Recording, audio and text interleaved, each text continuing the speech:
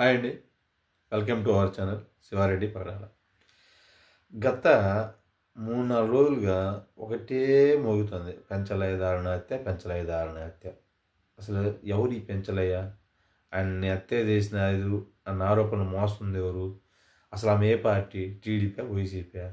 అసలు ఆమె చేసే వ్యాపారం ఏంది? మనం ఏం తెలుసుకునే ముందుల రిక్వెస్ట్ ఏంటంటే, ఇప్పటి వరకు మన ఛానల్ ఎవరైనా సబ్స్క్రైబ్ చేసుకునే వాళ్ళు ఉంటే దయచేసి ఛానల్ సబ్స్క్రైబ్ చేసుకోండి. ఖచ్చితంగా మనం ఒకరు తొత్తుల్లాగా కాకుండా ఉన్నదన్నట్లుగా మాట్లాడటానికి 100% ప్రయత్నిస్తాం. సరే, ఇప్పుడు మ్యాటర్లోకి వెళ్తే, ఈ పెంచలయ్య అనే ఆయన డ్రగ్స్ పైన, గంజాయి పైన, వీటిపైన విపరీతంగా వాటికి వ్యతిరేకంగా పోరాటం చేసి హత్య గావించబడిన మనిషి అనమాట. ఇతన్ని హత్య చేసినదని ఆరోపణలు పొందుతున్నామా కామాక్షమ్మ. ఈ కామాక్షమ్మ ఏం చేసేది? అసలు ఆ వ్యాపారం ఇవన్నీ ఏంటి అంటే, ఆమె పాత ఇనుప సామాన్లు ఉంటుంది చూసినా, అవన్నీ అమ్మకాలు జరుపుతూ ఉండేది. అంతేకాకుండా చెత్తను కూడా కొనుగోలు చేస్తూ ఉంటుంది. ఇది ఆ వ్యాపారం. కాకపోతే ఈ వ్యాపారం ముసుగులో ఆమె గంజాయి వ్యాపారం కూడా చేస్తూ యువతను చెడుదారి పట్టిస్తూ వాళ్ళ జీవితాలని నాశనం చేస్తుందని అంటున్నారు. ఇదంతా దానిపైన పెంచలయ్య ఆయన పోలీసులకి సమాచారం ఇవ్వటం, అది ఏమో గ్రహించేసి ఈ ముఠా ద్వారా ఆయన హత్య చేయించి తర్వాత పరారైనట్లు ఈ వార్తలన్నీ ఈ మధ్యన అందరూ చదువుతూనే ఉన్నాం, చూస్తూనే ఉన్నాం. ఇక్కడ దాకా జరిగింది. ఇప్పుడు అసలు మ్యాటర్ ఏంటంటే, ఇప్పుడు ఈ వైఎస్ఆర్ పార్టీ వాళ్ళేమో ఇది టీడీపీలో ఉండే ఎమ్మెల్యే ఒక ప్రోద్బలంతోనే జరిగింది, ఆయనతో కొంచెం అత్యంత సన్నిహితంగా ఉంటుందేమో అది ఇదే అని వీళ్ళు అంటారు. వీళ్ళేమో టీడీపీ వాళ్ళేమో లేదు ఇది వైఎస్ఆర్ పార్టీలో వాళ్ళనే జరిగింది, అసలు మాకు సంబంధం లేదు ఆమెతోటి, నేను పార్టీ నుంచి సస్పెండ్ అయ్యి బయటకు వచ్చినానికి ఆమె పార్టీలోకి కూడా చేర్చుకున్నారు, వాళ్ళు కావాలంటే చూసుకోండి అని టీడీపీ వాళ్ళు అంటారు. వీళ్ళు ఈ పార్టీలు రెండు అనే కాదు, మొత్తం ఈ రాష్ట్రంలోని పార్టీల పరిస్థితి ఏదైనా మంచి జరిగిందనుకో, దీన్ని మేమే చేసినామని లేనిపోయి కట్ కాపీ పేస్ట్లు కూడా చూసి ఏడో ఉన్న వాళ్ళ తాతల నేతలు దాగిని కూడా చూపించి, ఇదిగో దీనివల్ల ఇది చేసాం, దీనివల్ల ఇది వచ్చింది, ఇదంతా మా క్రెడిట్ అని అనుకుంటారు.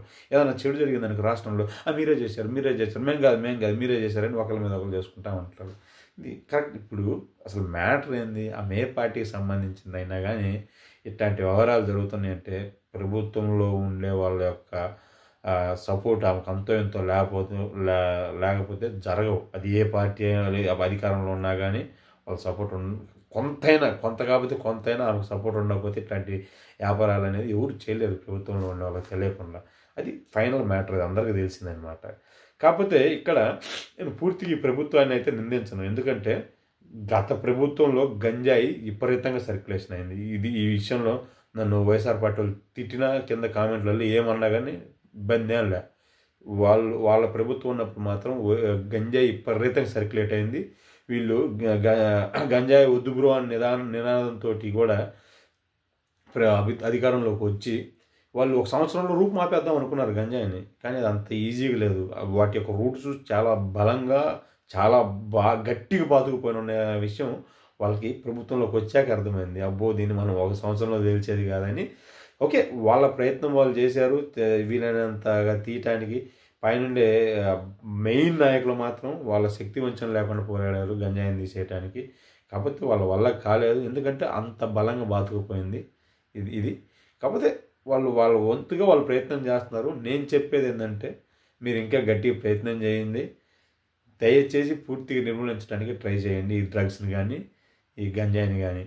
దీని ద్వారా నేను మన యూత్ను కూడా ఒకటి అడుగుతున్నాను, బాస్, మీరు ఇప్పుడు ఈ ఎంగేజ్లో ఉన్నారు కానీ కాబట్టి గంజాయి, సిగరెట్లు మీకు మంచి స్టైల్గా, ఫ్యాన్సీగా అనిపించవచ్చు.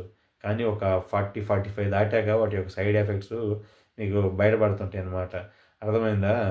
అవి బయటపడినప్పుడు నువ్వు అనుకుంటావు, ఆ తర్వాత ఎంత వర్కౌట్ చేసి ఎంత హెల్దీ ఫుడ్స్ తిన్నా సడన్గా హార్ట్ అటాక్స్ వస్తుంటాయి. ఎందుకు నీకు తెలియదు. ఇప్పుడు చేసి నీ పాలు పనుల వల్లే. వద్దు బ్రో.